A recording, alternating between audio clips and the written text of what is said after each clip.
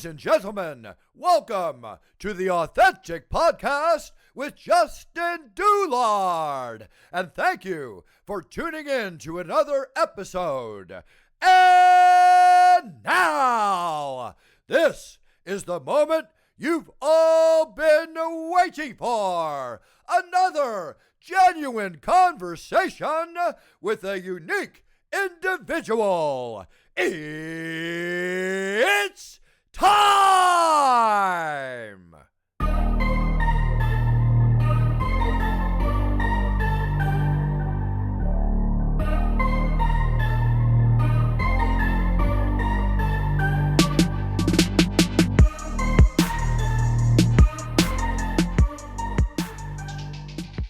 All right, ladies and gentlemen, thank you for tuning in to another episode of the Authentic Podcast. It is a beautiful Saturday evening, and I have another good quality guest, the 100-Day King, the last Bushman, Mr. Roland Welker. Roland, thank you for joining me, sir. You got it, brother. You got the 100-day man right here. Okay, we talked a little bit before. Don't know where we kind of start at. So, for those listening, Roland Welker won the TV show Alone, featured on the History Channel, which is how I found him. Roland, we've already covered it, but, not a huge TV guy. Don't watch a lot of it, but one of my friends said, hey, I know this guy personally, and, he won this TV show. And I was like, okay, what is it? So Alone is where you get dropped off in the middle of nowhere, and you survive for a certain amount of period of days, with little to no materials that you selected. So correct me if I'm wrong, but you were the first person ever to go 100 days on the TV show and win this thing. Yes, that's correct. The longest time prior to season 7 was 87 days, and the History Channel wanted to spur somebody on to 100 days, and they came up with the $1 Million Challenge. I took it. And so, did you watch? So you've watched the show at this point. I watched your show. I watched your. Well, you got to go back a little bit. I'm running into people. It's like, yeah, we seen yours and didn't watch any of the other ones. You got to go back and watch some of the other seasons just to fully appreciate what I did at Rock House. Well, I do want to say I do appreciate what you did, but I will go watch it back for you. I mean, you are the reason I watched the show at all. So, okay. So first, tell people a little bit about you, because I know about you, but people listening may not. And then I want to dive in on how you got into the show. Yeah. So I got an extensive history in this sort of thing. We can't cover it all, but I'll touch on it as best I can, of course. It's starting at 8 years old in central Pennsylvania. I began this journey in the outdoors, and it's just not your typical like to go fishing once in a while and shoot a deer once a year type thing. I embraced this stuff wholeheartedly as a very young boy. Set my first trap at 8, and I would get up with my flashlight and go check my little line as a child in some pretty big woods in central Pennsylvania. I was the kid that would get off the bus and grab his backpack already packed up, on Friday evening, and go camping in a rainstorm all weekend alone by myself, because, nobody else was into it. From there, hit, all through high school and stuff, got my driver's license, and kind of, I always loved the hunting things and still the camping and exploring. But I hit my party years, which were kind of a rough era there. As I do everything I do as hard as I can. And that I did as hard as I could, too. I sort of set out to be the best. And I was one of them, for sure. And it led me down some pretty dark trails. So I was coming out the end of a pretty nasty time. Actually, I've just lost my driver's license for 5 years and was picking them back up. And some other stuff was going on too, and they opened the Dalton Highway, which is the haul road to Prudhoe Bay in Alaska. I always had the Alaska dream, and started to lose it through the party years. And then I decided I'm going there. I'm going to go do that. And I remember reading in the Fort Sports Afield, they just opened the Dalton Highway clear to the Arctic Ocean. They always stopped it at Wiseman before. I bought an old pickup truck, loaded it up with all my stuff. I mean, all my gear, and headed for Alaska.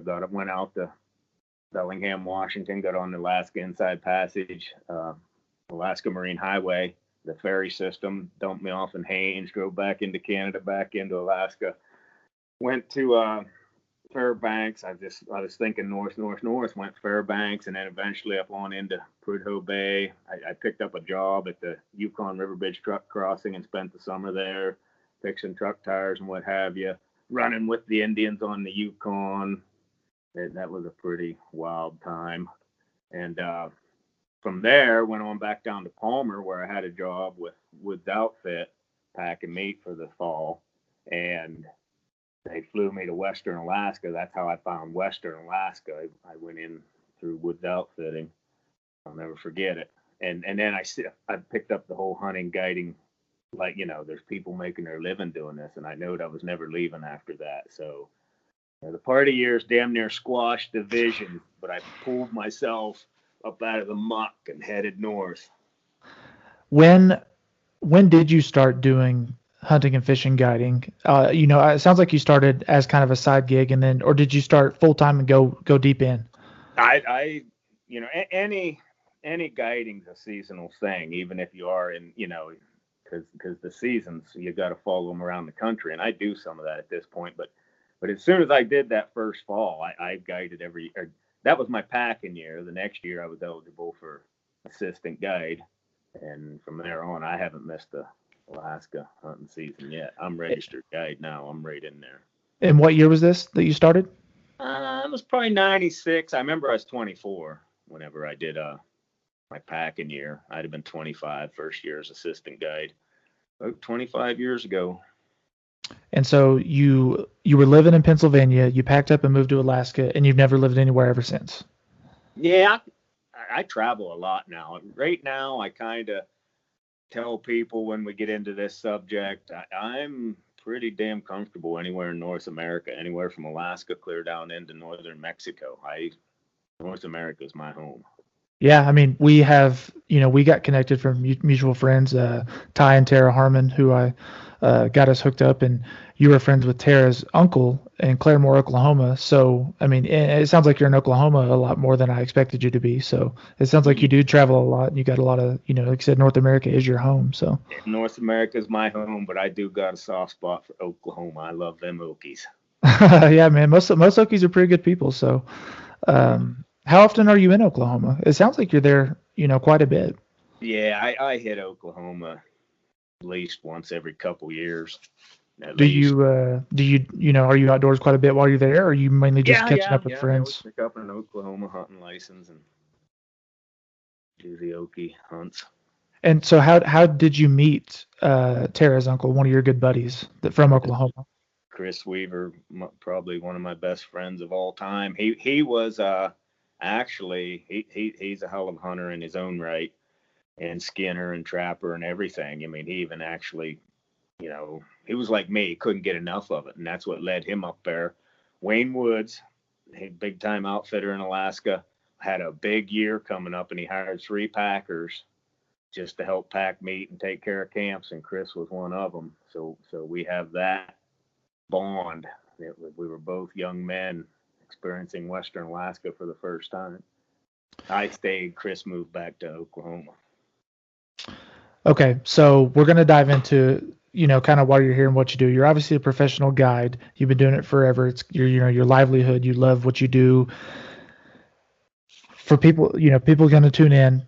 They're going to know now you won the show alone, which is where they take you and dump you in the middle of nowhere to survive, and you were the first person to do it for 100 days. Yeah. Talk us through how were you a fan of the show before you got on? How did this go? I wouldn't say I was a fan of the show, but I knowed it was out there. I am so remote, and I do watch some TV when I get a chance, but generally I got no TV, and when I do have access to a TV, I mostly don't know what I'm looking for, or I put Lonesome Dove in a DVD player. So I never had watched the show, but my clients show up every year telling me about this really badass, cool show called Alone on the History Channel. Some of these guys watch every season, and they're telling me how I could go do that, should go do that. And I know it would take somebody with some computer skills to get me in there, because I got zero computer skills. I got to have Tex helping me do this right now, what we're doing. She's standing right there. And so anyway, they all come say the same thing. You could kill this, and I told them all the same thing back. Get me on and I will kill it. Yeah, we'll get you in there. And none of them got me in there. And it's a quite lengthy process. That's nobody's fault. It was very involved getting on here. So finally, my sister, Megan Francis, and she lives in Maui, and she had a couple days on the tail end of a vacation. She calls me up. I'm on the road, but I was just kind of had some downtime. I was at this other guy's house, and I remember doing the application over the telephone over her. Oh, I guess I had my phone. I had a flip phone. I didn't even have a good phone yet. I did alone on a flip phone, but I had to have my sister, on the other end with her computer. What year was this? It's very involved getting in there. Very involved. What year did you start the application process? Or what? When we filmed, so I must have started the application process. I believe January of 19 is when I submitted my first application. And when were you in the woods? When did we go in? When did you started your application January of 19? When did you start the show? When did you get dropped off from? We went in late September. Okay. So you might as well say February, March, April, May, June. I had 7 months at least just from the time I submitted my application till we got launched. How do you prove to these guys that you're qualified and you're not just going to get out there in a week and you're not some post? Yeah, that's you have. They ain't just taking some yo-ho, and putting them out there. They got a lot of money invested in us. They got to make sure you're gonna stay in there and give it your all to get the show. And I can't touch on that real hard. There is definitely a formula they're using to pick their people. You do have to show your shit for sure. But I'm not gonna elaborate on that. Yeah, that's fine. When you applied for it, did you know that it would be the first time where they try to get someone to go 100 days? No, that was sprung on us later. No. And originally together, it's always been last man standing for $500,000. That was always that's season 1 through 6, and for some reason we were getting ready to go do that, and they came up with the new challenge. Did you flinch? I'll never forget where I was when I was first told that. I thought, I'm a millionaire. Yeah. So how does that feel? Do you feel like a millionaire now? How does that work, man? Oh man, I don't need no money. All I need is a Bowie knife and a hunk of wire. I don't. So you're out there for 100 days in rural Canada, and not only do you have to survive and cook your own food, find your own food, your shelter, but you've actually got to film this show yourself. There's nobody else out there, not even one film crew, correct? That is absolutely correct, and that's a part of it that's just so hard for everybody to understand.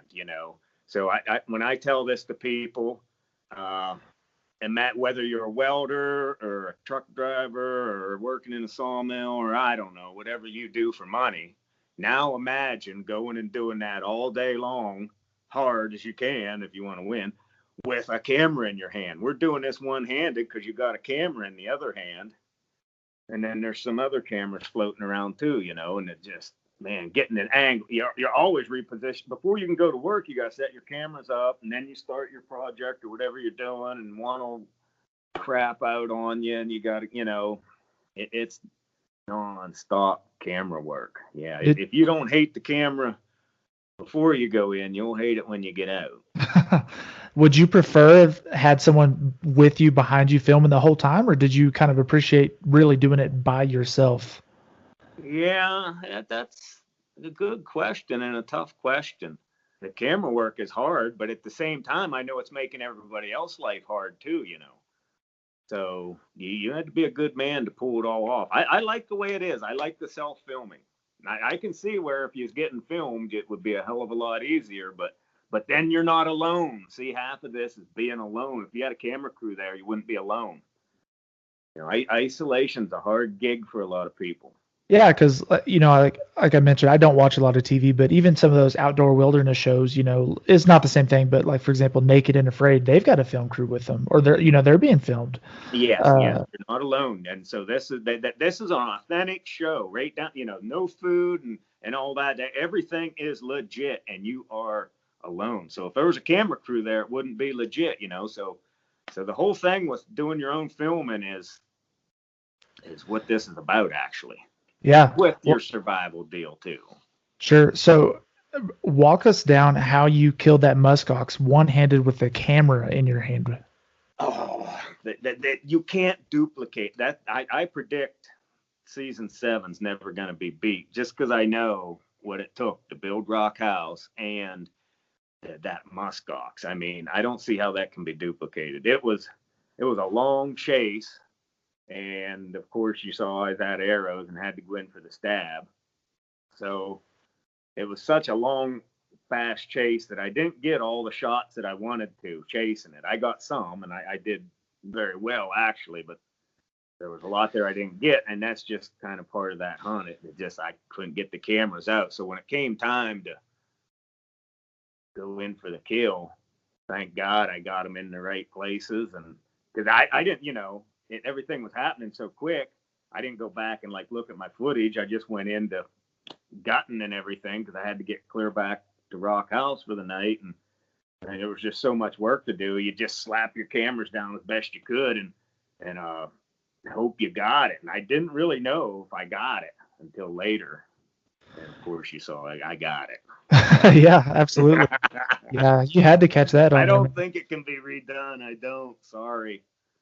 No, I mean, I respect your opinion and your thoughts on that because. I'm talking to everybody else too. I mean, the next guy, there's somebody out there trying to do it now. There's season 8's coming up. How long? I'm predicting season 7's gonna be the new benchmark for a long time. We'll see. Yeah, I mean, like I said, they coined you that nickname, the 100-Day King, man. That's not easy to get. So. Yeah. What happens hypothetically if two people make it 100 days? Then we was going to have to split it. That would have been a bad gig. I wasn't into that. I wasn't wishing nobody no good luck. I wasn't putting no good vibes out there. Yeah, I don't blame you, man. I don't remember her name, but the girl, she made it, I want to say 91 days or 89 days or. And that was Callie, and I believe it was 89. I'd have to watch it again to be sure. But yeah, I mean, she was so strong and awesome. She was chasing me hard. I give her all the, credit in the world, but at the same time, I wasn't rooting nobody on, Yeah, one champ. I kind of say thank God for frostbite. Yeah, she did. She'd have been there without it. What'd you say? She'd have been there without it. Oh yeah, absolutely. Did you, going back on it, I'm sure, did you have any type of illnesses or injuries that you kind of hid or tucked away so you could kind of stick it out there? Because you seem pretty healthy, but I know that there's a lot of stuff that didn't make the show. We only got 10 to 11 hours of footage as opposed to, 100 days worth. Oh, right. I mean, you can't even imagine the amount of footage they're dealing with. But no, I don't get sick. I don't get hurt. I don't get depressed. That don't happen to me. I'm like the most healthiest person on earth. What do you do to stay fit? Do you do anything special, or do you just stay outdoors and eat healthy? Well, I stay outdoors a whole hell of a lot. I'm probably living in outdoor shelter, tent, cabin type situation, anywhere from 180 to 220 days a year. So, a lot of wild game, and I don't lean toward a lot of sugars and stuff unless I'm working ultra hard, meaning in hunting season. But yeah, man, I stay on it. I don't, you don't. What was your healthy without some kind of routine? Yeah, I listened to several of your other podcasts you did, and I know you said you kind of take for granted being out there, just grabbing a bag of chips or a cheeseburger or something. Yeah, right. When you do come in, all that comfort food's just, oh, it's out of this world. Yeah, I mean it's you're just used, well, at least a lot of the average people are just used to. I could leave right now, go get a cheeseburger in 3.5 minutes, and I could do that almost any time of night. 24-hour drive-throughs. I was just going to ask you, what was the first thing you ate when you got back home? I mean, once you get back to base camp, they bring you back slow. The first couple meals are pretty weak, but when I actually got to a restaurant and could order up civilized meal and eat like a human, at the restaurant, I had some form of steak that was on the menu and a couple beers, probably some fries in there. Yeah, Mainly the steak. I'm a meat eater. There's a couple shows out there that are called Meat Eater or something, mm-hmm.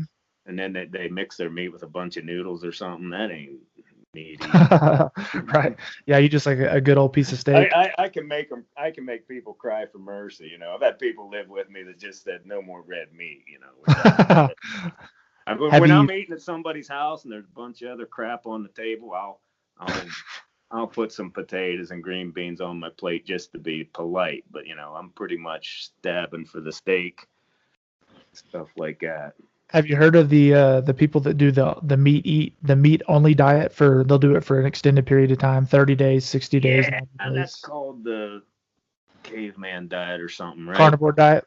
Yeah, or the Neolithic or the Palean something. I know guys, and that will work for some people, I believe. That's kind of what I'm on.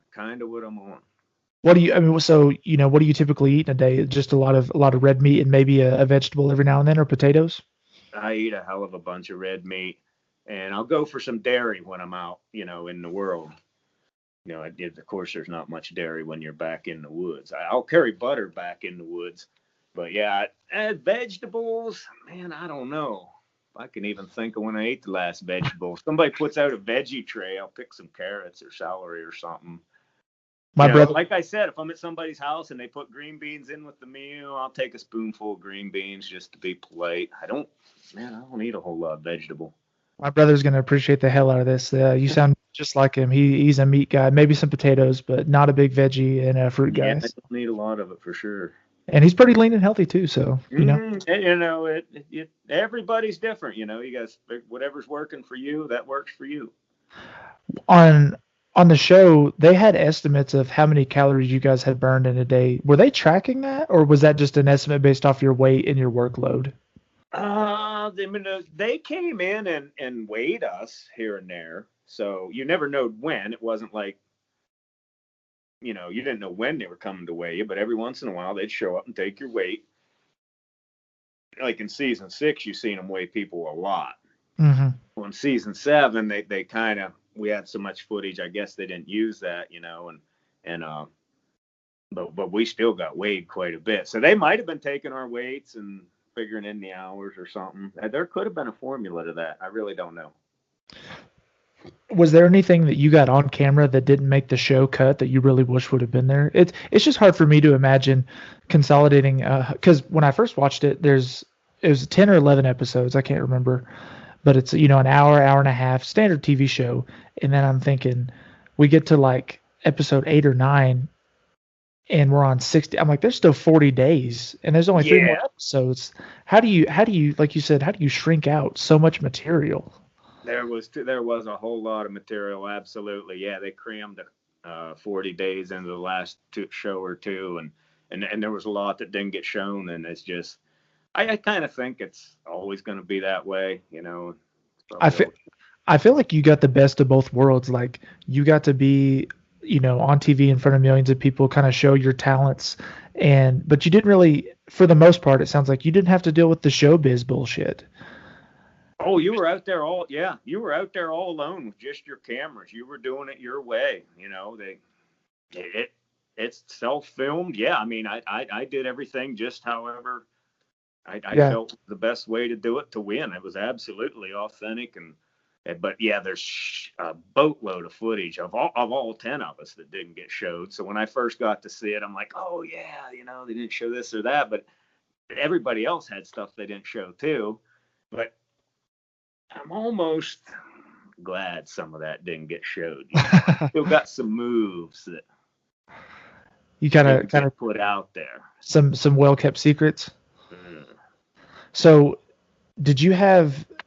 Okay, so you're doing a lot of a lot of your daily things. What did you do if you had any to little free time? I mean, you had no books, you had no music. Mm-hmm. What did you do on any little downtime you had? Yeah. Well, the downtime came later when it was all, your shelter's done, your wood's cut, and you're hitting that real dark, cold time of the north, December. And there was a lot of long nights in Rock House with, minus you can 30 only sharpen degrees. your knife and saw so many times. And you're right, no book. Oh my God, no book was a toughie because I'm a reader. Yep. It would have been a great time to kill War and Peace again, or read the Bible clear back through. So I just did a lot of mental searching back in my mind, dredging up a few old childhood memories that was on, I would do mental memory games trying to go back to, because as we get older we start losing it, and I pulled up some stuff and I'm like, holy cow, a few more years I might have forgot that altogether, and now I can't remember them again. But yeah, it's tough not having a book or some music. I know in there you talked a lot about reflecting on your relationship with your mom, and that kind of pushed you through towards the end, kind of gave you some clarity and kind of kept you strong. So I always thought that was yeah. Man, actually, it's so I started traveling at 17, so I ain't been home much ever since I hit what you might want to call manhood, and so I didn't see mother a lot, and ironically, then she perished while I was preparing for the show. Everybody knows that, and that was my little theme, and production and the History Channel captured that really good. Think a lot about that, and I did want to dedicate it to my mother because I didn't have a real. I mean, I derive a lot of my strong personality from her, but at the same time, I wasn't around her a whole lot, so I felt closer to my mom at Rock House than I did anywhere. I know that's bizarre, but tell me something that you do offline off of this. Like I'll always know you as this huge outdoor enthusiast and a guide and a pro. You've been doing it since you were a little boy and you won the show. But what are some of the hobbies you have outside of this? Something that might throw me for a curveball. There's got to be one other thing. Man, I don't know. Reading. I mean, I spend a lot of time reading. A hobby that ain't woods oriented, man, I don't know. I go logging a lot, but that's real woodsy. Chopping down trees is a big part of it, commercial logging, not just playing around with firewood. I buy timber and cut it down, sell it, but that's woodsy. A hobby that ain't woodsy, man. You told me earlier that you said watching MMA and UFC kind of gets you pumped up. Do you watch that quite a bit? What's that? UFC. Oh, UFC looks like the best fun in the world. I'd love to try it. I could get into that. How often do you watch it? Every chance I get, if we're swinging into a bar and it's on, or if nobody has it on and the TV's dead, or, sometimes I watch it in Oklahoma. I watch it every chance I get. It just looks like something you could focus on. Oh yeah. So you said you would get in the cage if the amount of money was right, or you know. I'll jump in the cage for the right dough. You bet. Have you ever done any type of training? I keep myself in awesome shape, and as far as training for a UFC fight, I have not been, but if it was going to happen, I would. If I had what's a typical training length?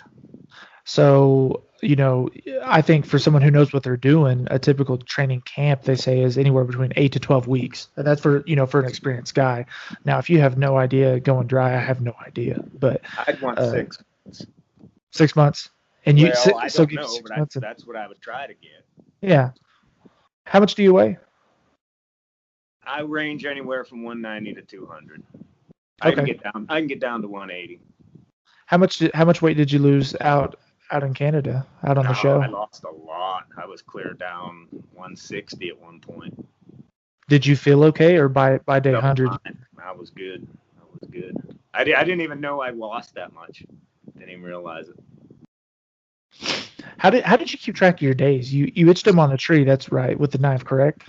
Yeah, I made calendar tree. There was one great big spruce there that looked like I could get clear around. I cut number 1 way down at the bottom because I knew I was staying for 100, unless I got so sick or so weak or whatever, or so starved. I mean, I did find lots of food, but you don't know if you're going to find all that food. But I mean, I was determined to make it happen no matter what. So I started my notch way down low and kind of had the whole tree planned out. And the 80s took me clear around to where I had come up to.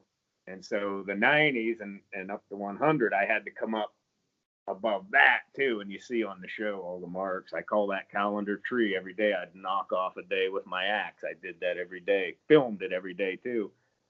So there toward the end, I was pretty sure I was at day 100 because I don't see how I could have knocked off 2, you know what I mean, in a day. Yep. I know damn well I was there for everyone that was on there.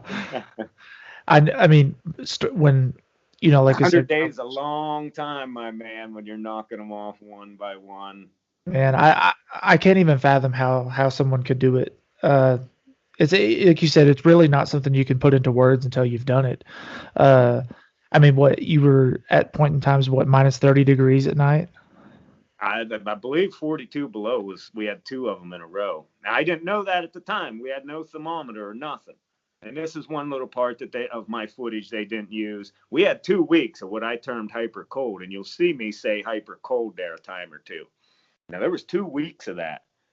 And I was calling it on my camera minus 30s, every day, every night for 2 weeks. And then the last 2 days of that, it got a little colder and I could sense it, because we had no thermometer. And I called, I twice on camera each day. I said, I think we just hit minus 40. And, I said that right into the screen. Well, they didn't use that, and that's fine. But later I went back, when I came out, I could do my own research. And I went back and I had somebody do it. I don't do it. Checked the weather records, and there was some 42 below there. I believe they show minus 40 on the show down in the lower part of the screen, and maybe that's what it was. That's cold, man. That's cold. I call minus 30 cold, and minus 40 is getting a little worse. You can tell when it's that cold if you've been in it. Things change at minus 35. It just wood acts different and water acts different. The way your ice breaks and your wood shatters, shit changes at minus 35. Yeah, I have experienced minus 37, but it was nothing like you did. I mean, I was running from my car to work to the store, anytime. Yeah. I've seen about minus 37. I got a picture of it on my phone, but it's just absolutely brutal. I can't even fathom sleeping in that or walking in that or having nobody to talk to while enduring that, man. Yeah. Even the sounds are different at that temp. The crunch. Yeah, the first time you can hear in the show my footsteps a couple times. The crunch, the deep crunch. That's when it's cold, cold, cold. Oh yeah, I remember walking out in it for the first time, and it kind of hurt my lungs to breathe the first minute or two. It's like when you have you put like 5 pieces of gum in your mouth and chug ice water and just breathe in that air, and it's miserable. Mm-hmm. Did you ever have? I mean, because I knew you won the show before I started watching it, because you're the reason I watched it. But with an you watched it later. Yeah, with an unbiased opinion, I saw from day one, it looked like, man, it looked like he could win it. He seems confident. He never once phased it. Did you ever have a day where you were almost tapped out, or were you in 100%? Not once did you flinch. I didn't know. You didn't look like it going in, and you had to keep adjusting it to your circumstances. But I mean, it's the nearest thing to what you're getting at, I can say, is there's a term called drop shock. And when you first get dropped off and that helicopter's flying away, that's when drop shock sets in. And I think everybody would experience that to some extent, probably me less so than others, because I got all my Alaska deep, I've been dropped lots of times, of course, with, an outfit and grub and things, but getting dropped with your sack of clothes and your 10 items, just like we all had, it was all the same, except, you could switch it up, but we all had to pick off the same list. What was really drop shock for me was when the helicopter flew away and I'm standing there. This is it, we're launched, it's going down. Like, man, I made all that big heavy talk. Now we're gonna bring it home, and that was my drop shock. It was pretty heavy. Yeah, I can't say I blame you, man. There were some of the guys on there that, for retrospect, for people listening, only made it 2 weeks. I think 10 days, and there was a guy who was already off. Of course, you didn't know that at the time. No, you don't know none of that. Yeah. And how long did you have to keep it a secret after you won? Yeah, once you come out, you can't say a thing, For how long? Oh, it was till after the last episode aired. Yeah, okay. Because somebody get a hold of that and go with it, and this company just spent millions putting this show together. They can't entrust that information with one person, anybody. Everybody's under heavy non-disclosure. You can't be out there yapping your mouth about none of that. Yeah, I had some friends and family have some questions too to pop in, and that kind of touched on that. I was going to ask, you got 10 items. If you could list those for the people who are going to listen, and then if you had to leave one of your 10 items behind, if you shrunk it down to 9, what would that have been? What would you have left behind? Yeah, 10 is like, holy shit. 10 ain't enough, really. No. There's almost ain't one you can give up. There almost ain't one you could give up. Might have dropped my... Was there anything you regretted bringing? My Leatherman if I had to. I don't know. 10 is like the threshold. You've got to have them 10. Looking back, was there anything you wish you would have swapped out instead, or did you pick the perfect 10 items for you? For me, I had the perfect list for me. Yep. Prior to going out and doing this, what's the longest you've spent in the woods, solo style like this, or with a couple of people? But what's the longest you've been? I got some 3-monthers under my belt already. Okay. Yeah. So you kind of already done a mini series of this. The alone, yeah. The alone stuff wasn't my issue, and I know I had the shelter, and I don't get sick and I don't get hurt. It's food. Food is the tough one, But you have seen people in the past seasons, just go when they still had food yet, just because they're tired of being alone. But yeah, but that ain't, alone does not bother me. I'd like to have a book or two, but yeah, that's why you reference that Musk Ox as the $1 Million Ox. When you got that. As soon as I killed him, that was the $1 Million Musk Ox, because food was done. Now I did have to get that thing back to Rock House and secure. I could have lost some of that, but. Yeah, you did an excellent job of that. One more question I had: if you had to choose, pick one, a knife or an axe. Excellence is what I strive for. If you, would you leave behind the knife or the axe? If I had to choose between knife and axe? Yeah. Well, I'll give this one away, and anybody that's already doing this type of thing, whether you're at my level or whatever level you're at, the axe is number one in the woodsman's lure. Feasibly you can do everything with the axe if you had to. Axe is always number one on the list. Okay, axe is number one. What's number two? Number two is always going to be fire. For me, there was the guy in season 6. I forget his name, but man, he went in without ferro rod and did the bow drill the whole time. And that was a ballsy move, and he made it clear to number 3. So fire was probably his excellence, you know. I have made bow drill fire, friction fire for sure, but man, it's just such a hard thing. I wouldn't go in there without my fire. Ferro rod's number 2 for me. Is there anything that is like a really weird item, maybe even not for, you know, someone doing a challenge, but just going out on an adventure, something weird that ends up being pretty helpful, maybe you wouldn't think of, kind of unorthodox? In every remote situation you go to, you'll always bump into something or turn something you already have into something else. Every time there's always an unorthodox item turns up, whether you made it, whether you found it, or whether you took something you already had and turned it into something else, you know.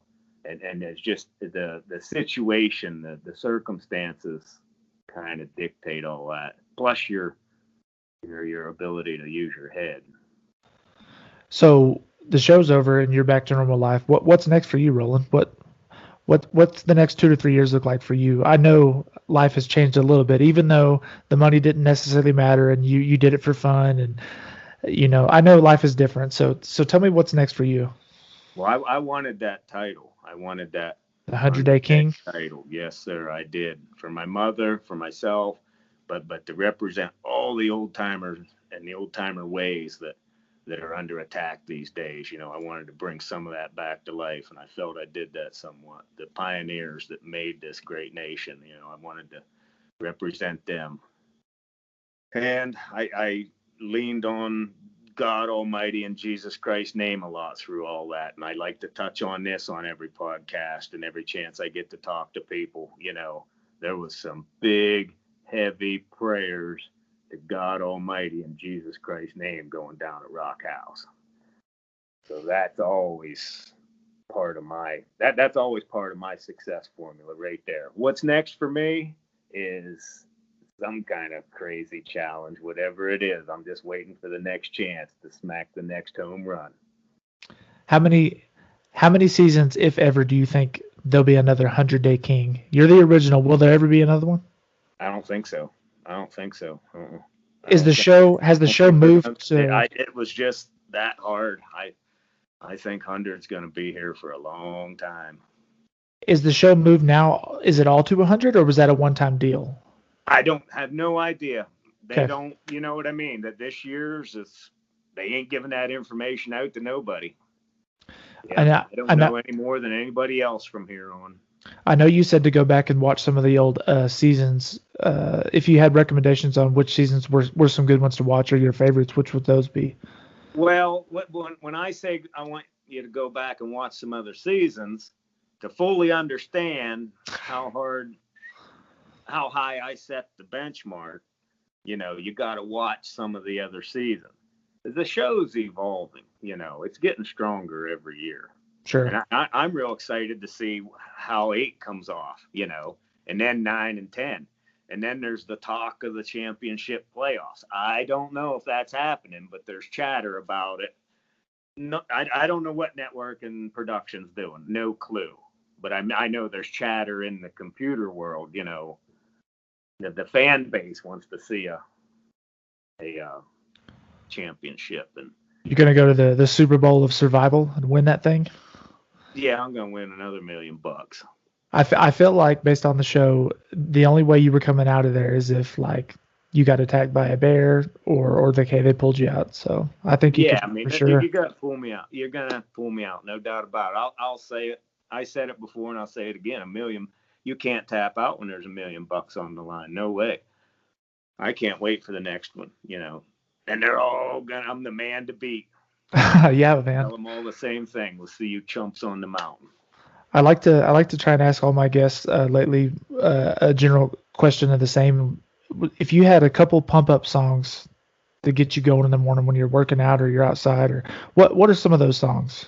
They should be current or old time. So yeah, I got old ones I like. I like Waylon Jennings a lot, and he had a really hard hitting song, one of his first ones called Lonesome, Ornery, and Mean. Pull it up and listen to it. It's really good. And then when I really want to get a good workout or get a lot of work done, I listen to Kid Rock. Oh, nice. Love some Kid Rock, man. That's good stuff. So hot. What's your favorite Kid Rock song? So hot. So Hot? Okay. That's good stuff. Well, man, I've really enjoyed our time talking. We've been going for about our time limit now. You got anything else for me? Otherwise, we can wrap it up and let you get going. I know you got a lot of these. You're a celebrity now, man. As much as you don't want to be, I think you are. Yeah. I like talking to you. You're a good interviewer, Justin. But yeah, I'm gonna save some material for somebody else. You're gonna drain me. Yeah, I'm good, buddy. That was a good podcast. Yeah, I absolutely appreciate it. And I wanted to say thank you to Ty and Tara for getting me connected to you, and your relationship with them and your buddy down in Oklahoma. And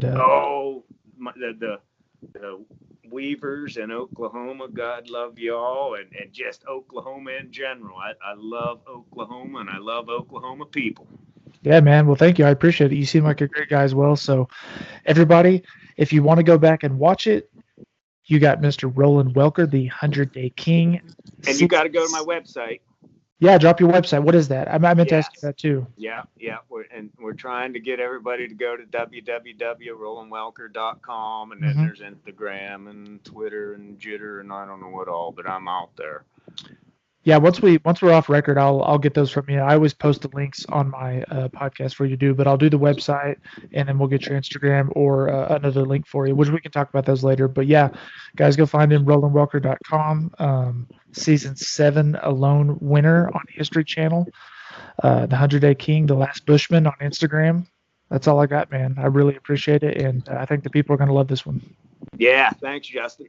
Yes, sir.